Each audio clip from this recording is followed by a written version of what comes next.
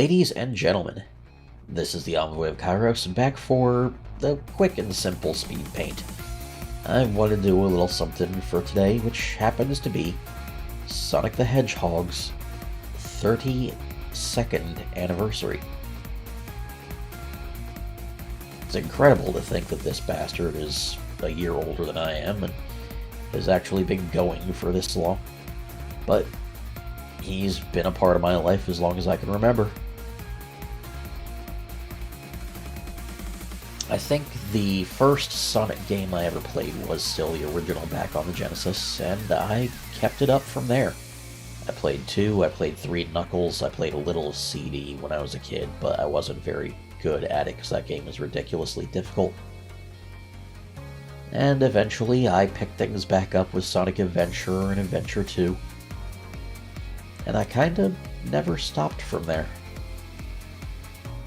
I might have fallen out of it for a while until after Adventure 2 when Heroes were already released, but once I picked it back up around then, I've made sure to hit every major game in the series. Except for Lost World, because fuck the Wii U.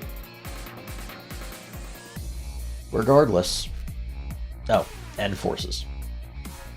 Never touched Forces. Never intend to.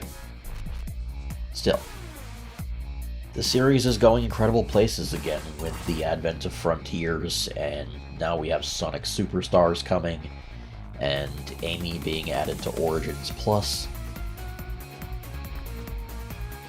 It really feels like the franchise as a whole is having a huge renaissance right now. So I've wanted to help to represent that with this speed paint. Now, in order to represent where I feel the series is going, I felt like I had to represent the scale of threats that exist now within the series.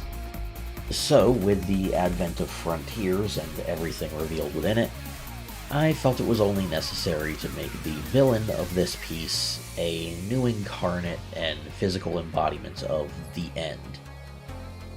The End, though underwhelming in the end of Frontiers, was conceptually quite impressive and says a lot about the potential of the franchise moving forward, particularly when handling the metaphysical concepts that Chaos Energy has brought up since its foundations.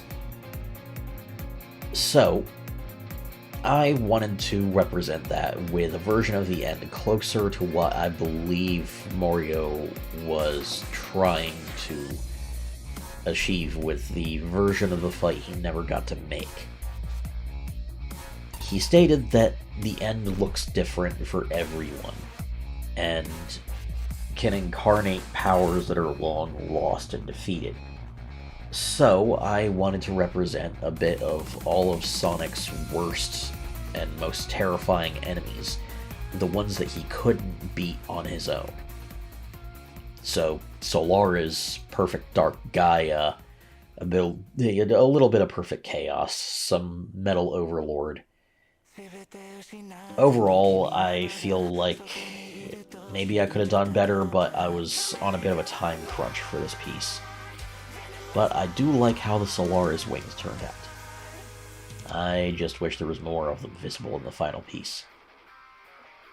But the centerpiece of it is still the blue dude himself, although he ain't so blue by the end of this one, because I'm trying to represent him at the true peak of his power.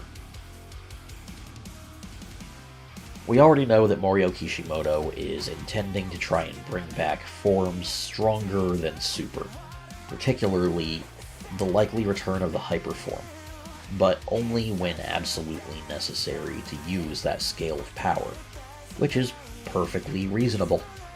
Otherwise, it would just have power creep and get annoying. So, I felt I had to represent that and bring a Hyper form into this somehow. But I also wanted to represent where I feel the series is going. So, instead of just Hypersonic, I gave him a slight outfit upgrade to represent the time skip that I feel is very likely coming after Frontiers. So of course you can see some of the usual bumper design pattern on his new gloves, as well as some updates to his shoes. Although it's very difficult to see because of the angle, I do actually have these squared buckles on his shoes replaced with gold rings. Just feel like it's fitting for the character. But overall, there's not too much of a change to his outfit. It's still recognizable as Sonic. And what I'm really proud of here is how I handled the aura for the Hyperform.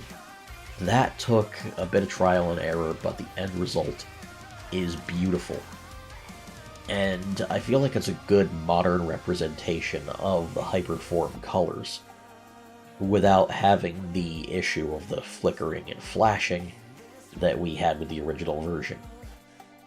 I know I have one subscriber that would have quite a few issues with that. So glad I could give you a representation of Hypersonic that you can actually look at, Cat. So, here we have Hypersonic versus the End. And honestly, for a piece that only took me about 5.5 hours, I'm pretty proud of this one.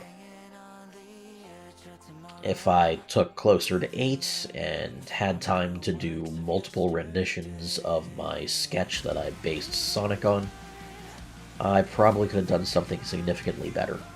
But with all of the other stuff that I'm producing for the channel and various health issues and such, I've been on a bit of a time crunch and didn't quite have the time to do something bigger. So, sorry for that. But I still wanted to release something, and I'm satisfied with this. For now, I'd like to wish a happy birthday to the great Sonic the Hedgehog. And I think it's about time I get to work on editing this, so I can hopefully get it up before that Sonic Presents stream later today. Oh crap, that's in half an hour. I gotta rush this along. Thanks for watching. Later, guys.